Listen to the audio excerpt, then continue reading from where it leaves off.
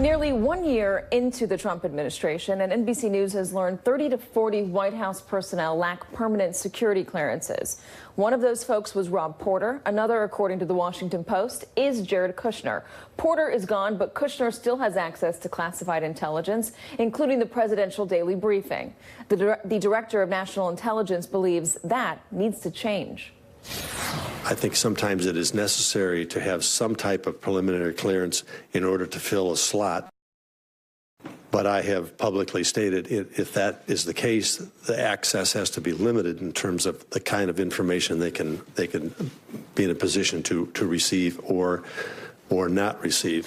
NBC's Ken Delanian is back. Also joining us, Ben Wittes, Senior Fellow in Governance Studies at Brookings Institution, MSNBC legal analyst and a friend of former FBI Director James Comey. Also Frank Figliuzzi, former Assistant Director for Counterintelligence at the FBI and an MSNBC National Security Analyst and contributor. Ken, first to you. What do you make of the warning from DNI Coates? Well, look, what he just said there is not being followed by this White House. I think we have two problems. There's a bureaucratic problem where just in general it takes too long for people to get a security clearance. It shouldn't take a year.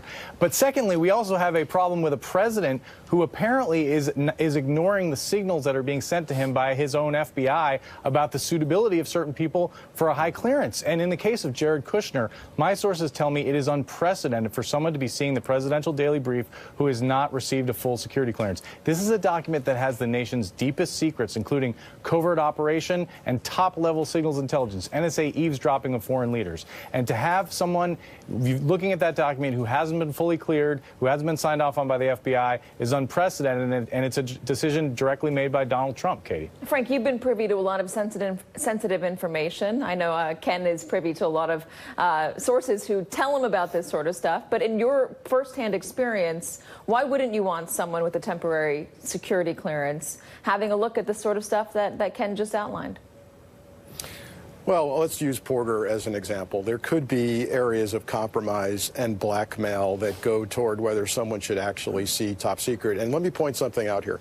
Just because you have an interim top secret, and we're not even clear on whether all these interims are top secret or secret, it doesn't mean that you're to see code word information within the top secret category. In fact, you really can't get an interim clearance that allows you to see code word. And if you're Porter or you're Kushner and you're handling the daily materials for the President of the United States, I guarantee you're seeing code word that you shouldn't be seeing without the proper vetting. So we've got what we call a spill here in the security clearance business. We've got people accessing work that they should not have access to. But Frank, break that down into layman's terms, something that everybody can understand. Talk to me and everyday Americans. When you're talking about that sort of stuff, you're saying code word. What do you mean? And why should people be concerned, really concerned?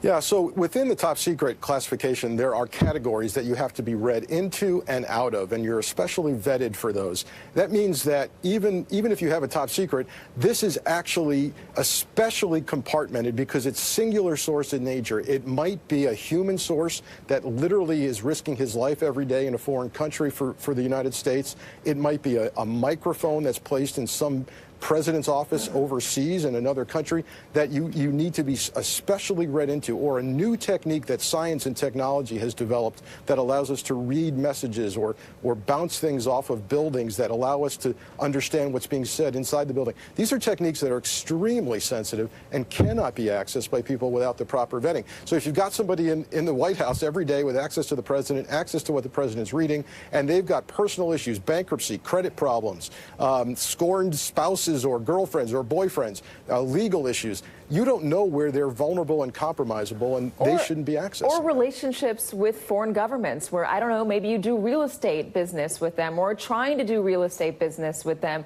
Jared Kushner is about to lose his partner in this building down the street from where we are right now in 666 Fifth Avenue, which means that his family is going to go into a whole lot of debt. They're already in a lot of debt, but could go into some could face some very severe consequences if they default on that loan, which I believe is somewhere gosh, I think it's about a $1 billion loan. Correct me if I'm wrong, if anybody knows better, but it's a whole lot of money regardless. When you have that sort of thing, Ben, where you're tied up in real estate, or you're tied up with potentially having dealings with foreign governments for whatever business reason, you don't have a security clearance. Elaborate on that, Ben. Well, I mean, look, I think the message of today's hearing is that the intelligence community leadership is significantly more concerned about White House security clearances than the White House is. And that's a reflection of exactly the sort of thing that you're describing.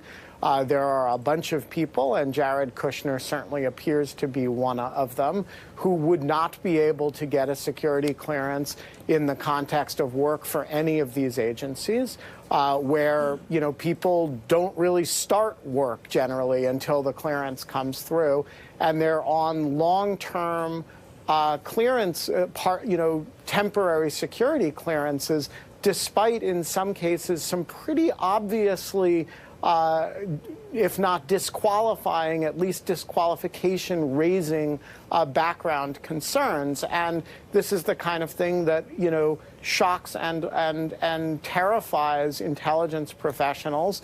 But at the end of the day, the president is entitled to share information with anyone he wants. And that's the problem with having a president who doesn't protect information and doesn't surround himself with the sort of people who you can trust to protect highly sensitive information of the type that Frank was describing.